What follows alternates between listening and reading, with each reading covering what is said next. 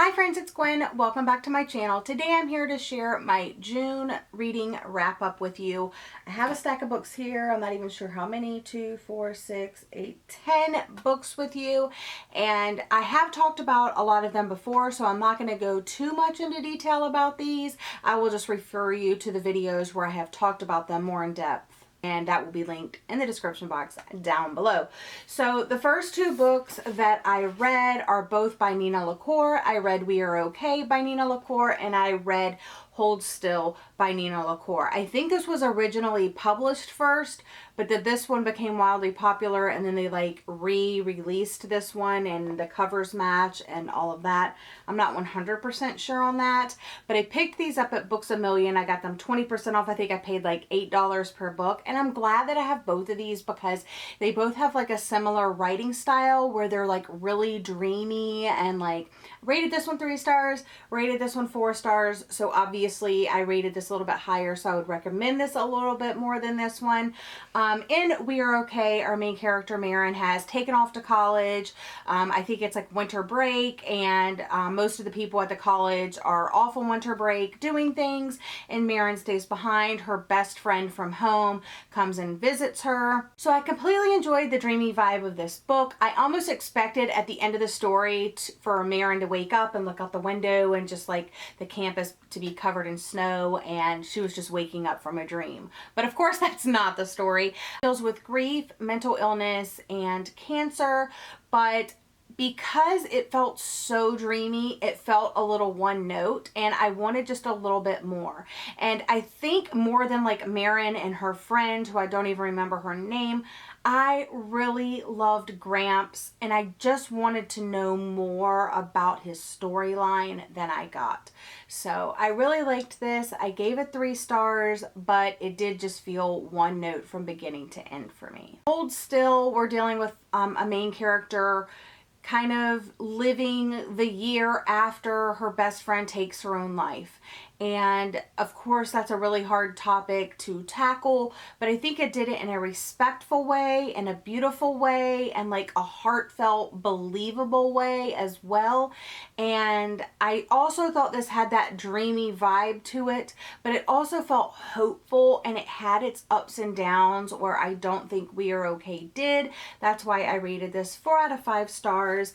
I read both of these in a reading vlog, so I will have that video linked down in the description box so you can hear more of my thoughts as I'm actually reading these 2 books. The next book that I read, now we're jumping into Buzzwordathon. So I read Girl Wash Your Face by Rachel Hollis, and this is one of those self-help, self-improvement books that I wanted to read this year.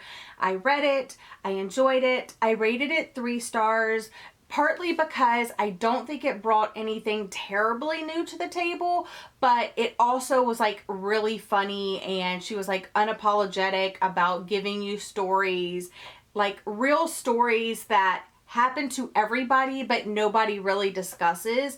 I thought this would be a great book for mommies who have like a career, or moms to be who are in the career field, like a CEO, you know, high up in a company, have a very demanding job type thing. So overall 3 stars, and if you're into that sort of thing, definitely check it out. And I read Did I Mention I Love You, and this I also read for Buzzwordathon, so I will link my Buzzwordathon vlog down below. And basically for that readathon I read these 2 books, so if you're interested in my thoughts about these books or more in-depth thoughts about these books, definitely check out that vlog. In Did I Mention I Love You, I had high hopes for this. I do tend to like forbidden relationships, but I just didn't really feel that with this. It was this much like forbiddenness and like this much friendship, tackling a summer, meeting new people, going to parties, you know, dealing with a new family, coming to terms with what happened back home, and just kind of all of that, rather than like a summer romance story. So definitely check out that vlog if you're interested in more of my thoughts, and that's all I really have to say about this one. I rated this 3 stars. Next up, I'm going to jump into the books that I read for Romanceathon, and again I will have that video linked in the description box down below so you can get more of my in-depth thoughts about these. But the first book that I read, well, I did read Did I mention I love you for that too? But On the Island by Tracy Garvis Graves. I really enjoyed this one. I rated it 4 stars. It didn't really have that forbidden romance that I was seeking because both of the Anna and TJ were both of age when anything finally started happening, and it wasn't until like a good bit in until things did start happening. And there were 2 parts of this story that I really didn't think I was gonna get. Like, one was definitely after they crashed on the island and stuff like that, but then there was like a switch in the story that I wasn't really expecting, and I was a little bit sad, but then at the same time I'm glad that we got that perspective from the story. I know I'm being a little bit vague, but I think that I appreciated it more not knowing it going in. But if you like survivalist stories and like forbidden romance, then definitely check it out. Like I said, I rated this 4 out of 5 stars. Next up, I read The Bride Test by Helen Wong, and I rated this 5 stars. I absolutely loved it. I get why people are rating it 4 stars instead of 5 stars, especially if you're gonna compare it to the Kiss Quotient, because I do think that the Kiss Quotient was a little bit better. I'm not sure why. I almost want to like reread the Kiss Quotient and then reread this like back to back so then I can really compare, and especially because I forgot like the family connection and how this is like book number 2 in the Kiss Quotient, or 1.5 or whatever. But this one tells about Kai, who is an autistic character who his mom basically sends this girl over to America from Vietnam to kind of like move into his house and be in a relationship with him and stuff like that. And I loved it. I also loved the side character of Quan, and no, because I saw it on Goodreads that the next book is going to be Quan's book, and I'm so excited about it. But like, the first 2 books had these like characters that have like their faults. It seems like Quan has no faults, but I mean, like, I know everybody has faults. But anyway, 5 stars, highly recommend. I loved the side characters. I liked that it dealt with more than just the relationship aspect. It was really about May, or Esme, and like trying to do things to better her life. And I did talk about this more in that vlog, Romanceathon vlog, so I'll link it down below. Okay, the next book that I read for that readathon is Red, White, and Royal Blue. I really, really liked this. I rated it 5 stars as well. It's been talked about over BookTube a million times over. It's the first son of the president, the first son of the United States, of the woman president, falls in love with the Prince of Wales. So definitely check it out if you're into male romance stories, if you like a little bit of political intrigue. And yeah, I really liked it. It was a little long. I didn't think it needed to be that long, and it was a little bit more political stuff than I really wanted. But I think because of the end of the book and what we follow politically, I really think it needed all of that political stuff.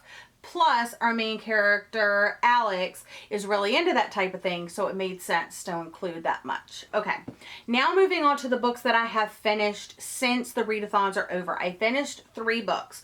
The first one I've done a full review of, and that is Tell Me Lies by, I don't even know how to say the author's name, I'm sorry. I rated this book 1 star. I felt completely gypped of a good ending. I felt that it was a slice of life story that was not entertainment. Nothing really happened.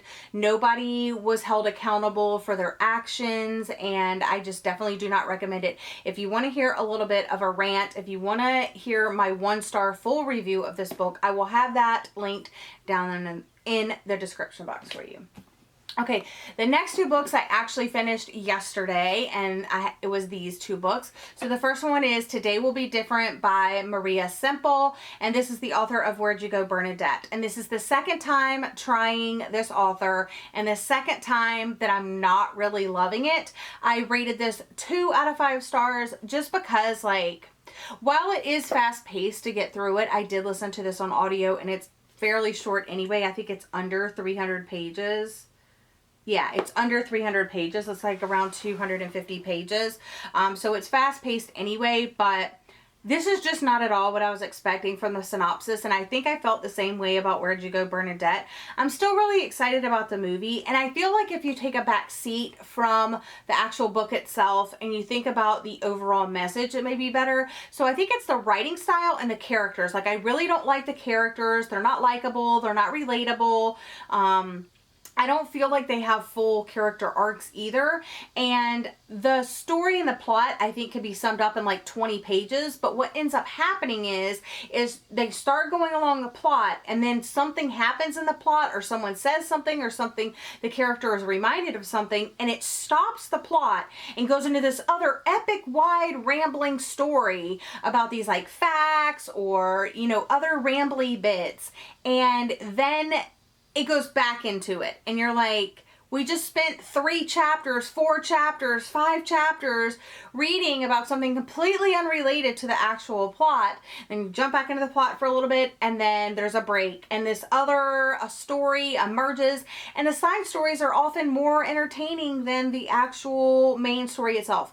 Plus, the ending was way out in left field, and I just didn't appreciate it. So there's that. Okay, and then it was so cool because right after I finished that book, this arrived on my doorstep from Amazon. I told you guys I ordered it because I was so into On the Island, and when I found that it had like a follow-up book, I definitely wanted to pick it up. I didn't know it was going to be this short. I don't think I quite knew it was going to be a novella, but I'm glad it was. It was around 120 pages, so I was able to read it last night and include it in this wrap-up for you. I think this is the last book in the On the Island. This is the little novella for it. You definitely have to read On the Island before you read this. Just putting that out there, because I know sometimes novellas fall before or after or in between. Definitely read On the Island first and then read this one. Just gonna say that. But that story, so On the Island follows TJ and Anna, and this one follows a completely different character. However, you do happen to bump into TJ and Anna, and I didn't realize how big of a part of the story they were actually gonna be, but at the same time, like, I completely loved it. See what TJ and Anna were up to was absolutely fantastic, and you get to see more of like what happened after that book, because things have happened between that end of that book and this book, and you're just like so there for it, or at least I was. Okay, so in this one you get to hear Owen's experience on the island, and his experience on the island is very different than TJ and Anna's. You know from the synopsis of TJ and Anna's story on the island that they basically crash landed in the Indian Ocean and they washed up on a shore of this uninhabited island. Owen, on the other hand, is this .com millionaire who decides that he wants to go and stay on this island. And so he goes and stays on this island. He sets everything up so he can do that, and it explains why, and it goes into his experience, his day in and day out. He was not on the island as long as TJ and Anna, but he was definitely on there for a while. Things happened. He has his own tragic backstory, and it kind of intertwines itself with TJ and Anna's story, and it's just kind of crazy how it all happens. A little predictable, if I'm being honest, but I just thought it was a great little novella, and if you're a fan of On the Island, then you definitely want to pick this up and get more of the story. But those are the books that I read in June. Not too much. I feel like I was so caught up with the end of the school year and then readathons, and now that I am done with that, I'm going to be jumping back into my summer TBR, which I'm so excited about because I already knocked one off of my summer TBR list, and I was going to put this on there anyway, but it hadn't arrived before I filmed that video. So yeah, so now I am reading Josh and Hazel's Guide to Dating, not dating. Yeah, Josh and Hazel's Guide to Not Dating, I think it's called. Anyway, by Christina Lauren. So that's what I'm going to be talking about next month. I'm thinking about doing a weekend reading vlog, so I will have that for you guys on Monday possibly. But thank you guys so much for joining me. Like I said, check out the other videos if you want more of my in-depth thoughts. Maybe you've already watched those and you kind of already know. But I hope you're having a relaxing day. I hope you have fun plans for this weekend. I'll see you guys in my next video. Bye!